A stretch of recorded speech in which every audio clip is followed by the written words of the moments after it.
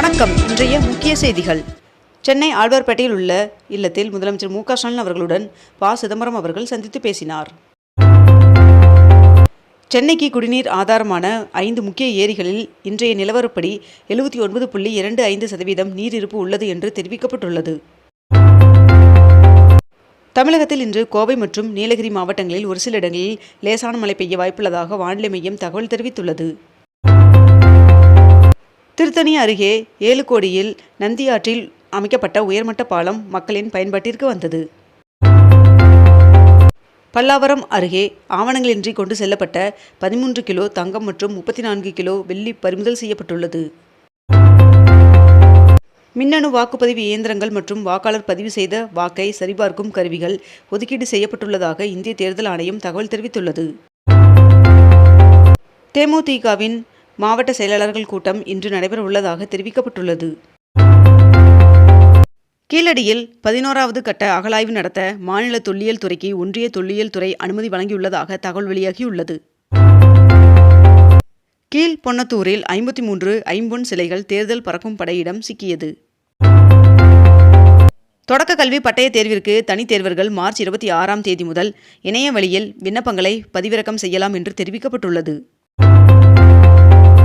வாக்காளர் பட்டியலில் பெயர் இல்லாதவர்கள் வருகின்ற 26ஆம் தேதிக்குள் விண்ணப்பிக்கலாம் என்று தெரிவிக்கப்பட்டுள்ளது.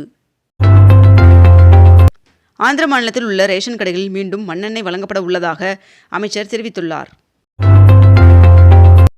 இன்று திருத்தணியில் சீமான் அவர்கள் பிரச்சாரத்தை தொடங்க உள்ளார் என்று தகவல் வெளியாகியுள்ளது. தமிழகத்தில் இதுவரை தேர்தல் பறக்கும் படையின் சோதனையில் 73 கோடி ரூபாய் மதிப்புள்ள பணம் பொருட்கள் பறிமுதல் செய்யப்பட்டுள்ளதாக தமிழக தலைமை தேர்தல் அதிகாரி அர்ச்சனா பட்நாயக் அவர்கள் தகவல் தெரிவித்துள்ளார். போருக்கு மத்தியில் தனது மிகப்பெரிய மதிப்புள்ள 10 மில்லியன் ரியாஸ் நோட்டை ஈரான் வெளியிட்டுள்ளது. தேசிய ஜனநாயக கூட்டணியில் டிடிவி தினகரன் அவர்களின் தலைமையிலான அமமுகவிற்கு 12 தொகுதிகள் ஒதுக்கப்பட்டுள்ளதாக தகவல் வெளியாகியுள்ளது.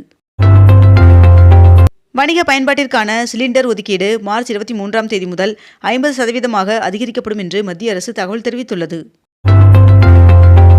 ஹார்முஸ் ஜலசந்தி இடையூறு காரணமாக தினசரி 21,600 கோடியை வளைகுடா நாடுகள் இழந்து வருவதாக தகவல் வெளியாகியுள்ளது.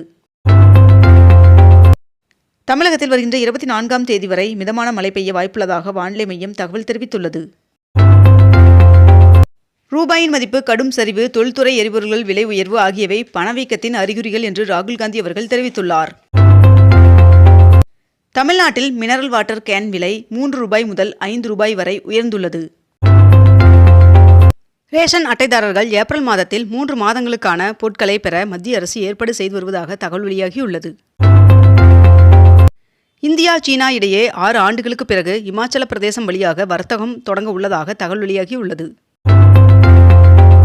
தமிழகத்தில் அரசு தொடக்கப் பள்ளிகளில் 20 நாட்களில் 44,000 மாணவர்கள் புதிதாக சேர்க்கப்பட்டுள்ளனர் என்று தெரிவிக்கப்பட்டுள்ளது. டெல்லியில் ஒன்றிய உள்துறை அமைச்சர் அமித்ஷா அவர்களுடன் டிடிவி தினகரன் அவர்கள் சந்தித்து பேசினார் என்று தகவல் வெளியாகியுள்ளது. எளிமைப்படுத்தப்பட்ட புதிய வருமான வரி சட்டத்திற்கான விதிகள் வருகின்ற 1ஆம் தேதி முதல் அமலுக்கு வருகின்றது என்று தகவல் வெளியாகியுள்ளது. 22 கேரட் ஆபண தங்கத்தின் விலை சவரனுக்கு 2,640 ரூபாய் குறைந்து 1 சவரன் 1,08,960 ரூபாயாகவும் 1 கிராம் 13,620 ரூபாய்க்கும் விற்பனை செய்யப்பட்டு வருகிறது. இதனையடுத்து 1 கிராம் வெள்ளியின் விலை கிராமிற்கு 10 ரூபாய் குறைந்து 1 கிராம் வெள்ளி 250 ரூபாய்க்கு விற்பனை செய்யப்பட்டு வருகிறது. 2,929 கோடி ரூபாய் மோசடி வழக்கு தொடர்பாக தொழிலதிபர் அனில் அம்பானி அவர்களிடம் சிபிஐ 2வது நாளாக விசாரணை நடத்தியது. ஆப்கானிஸ்தானிற்கு 2.5 டன் எடையுள்ள மருந்துகள் மற்றும் மருத்துவ உபகரணங்களை அனுப்பி இந்தியா உதவி செய்துள்ளது. திருவண்ணாமலை மாவட்டம் ஆரணி அருகே உரிய ஆவணங்கள் இன்றி எடுத்து சென்ற 105 விசைத்தறி பட்டு சேலைகளை தேர்தல் பறக்கும் படையினர் பறிமுதல் செய்தனர். பங்குனி உத்திர திருவிழாவை ஒட்டி ஏப்ரல் 1ஆம் தேதி தென்காசி மாவட்டத்திற்கு உள்ளூர் விடுமுறை அறிவிக்கப்பட்டுள்ளது. எரிபொருள் விலை உயர்வின் காரணமாக பிளாட்ஃபார்ம் கட்டணத்தை ஜொமேட்டோ நிறுவனம் உயர்த்தியது. உணவு சுகாதாரத்தை உறுதி செய்ய QR குறியீடு முறையை இந்திய ரயில்வே அறிமுகம் செய்ய உள்ளதாக தகவல் வெளியாகியுள்ளது. 1 முதல் 9ஆம் வகுப்பு மாணவர்களுக்கான முழாண்டு தேர்வு அட்டவணையை பள்ளிக் கல்வித்துறை வெளியிட்டுள்ளது. சட்டப்பேரவை தேர்தலுக்கான 10 வாக்குறுதிகளை மேற்கு வங்க முதலமைச்சர் மம்தா பானர்ஜி அவர்கள் வெளியிட்டுள்ளார். கோடை சீசன் நெருங்கிய நிலையில் ஊட்டி தாவரவியல் பூங்காவில் 35,000 தொட்டிகளில் நடவு செய்யப்பட்டுள்ள மலர் செடிகளை பராமரிக்கும் பணியில் ஊழியர்கள் தீவிரமாக ஈடுபட்டுள்ளனர். தென் மாவட்டங்களில் பிரசித்தி பெற்ற பங்குனி உத்திர திருவிழாவை முன்னிட்டு நெல்லை மாவட்டத்திற்கு வருகின்ற 1ஆம் தேதி உள்ளூர் விடுமுறை அறிவிக்கப்பட்டுள்ளது. அரசியல் கட்சிகள் மற்றும் வேட்பாளர்கள் விளம்பரங்கள் வெளியிடுவதற்கு முன் கட்டாயமாக தேர்தல் ஆணையத்தின் அனுமதி பெற வேண்டும் என்று தேர்தல் ஆணையம் உத்தரவிட்டுள்ளது. SBI வங்கியிடம் 2029 கோடி ரூபாய் வங்கி மோசடி தொடர்பாக அனில் அம்பானி அவர்களின் மீது CBI அதிகாரிகள் வழக்கு பதிவு செய்து விசாரணை நடத்தி வருகின்றனர். புதுச்சேரியில் அம்மாநில முதலமைச்சர் ரங்கசாமி அவர்கள் வேட்புமனு தாக்கல் செய்தார். பங்குனி உத்திரத்தை ஒட்டி வருகின்ற ஏப்ரல் 1ஆம் தேதி தென்காசி மாவட்டத்தில் உள்ளூர் விடுமுறை அறிவிக்கப்பட்டுள்ளது.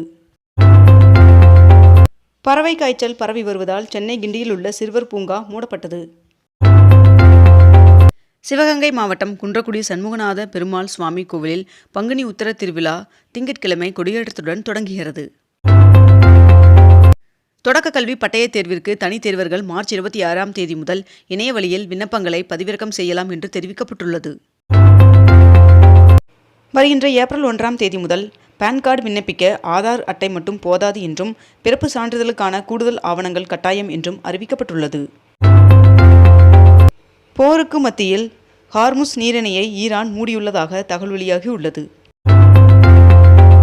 மத்திய கிழக்கில் எரிசக்தி நிலையங்கள் மீது நடத்தப்படும் தாக்குதல்கள் மிகவும் கவலைக்குரியவை என்றும் ஏற்றுக்கொள்ள முடியாதவை என்றும் இந்தியா கண்டித்துள்ளது.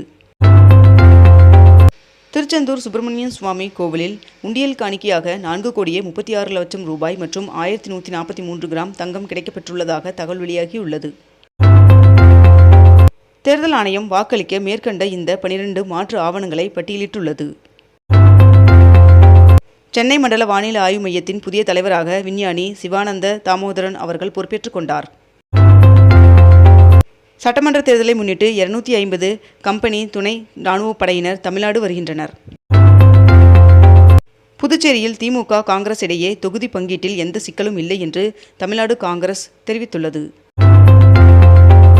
ஆரணியில் ஆவணங்கள் இன்றி எடுத்து சென்ற 65,000 மதிப்பிலான 120 புடவைகள் பறிமுதல் செய்யப்பட்டுள்ளன. ஆந்திராவில் பெண்களை தொடர்ந்து மாற்றுத்திறனாளிகளுக்கும் இலவச பேருந்து பயண திட்டத்தை முதல்வர் சந்திரபாபு நாயுடு அவர்கள் நேற்று தொடங்கி வைத்தார். 2030ஆம் ஆண்டிற்குள் இந்தியா 3வது பெரிய பொருளாதார நாடாக உருவெடுக்கலாம் என்று PGC அறிக்கை வெளியிட்டுள்ளது.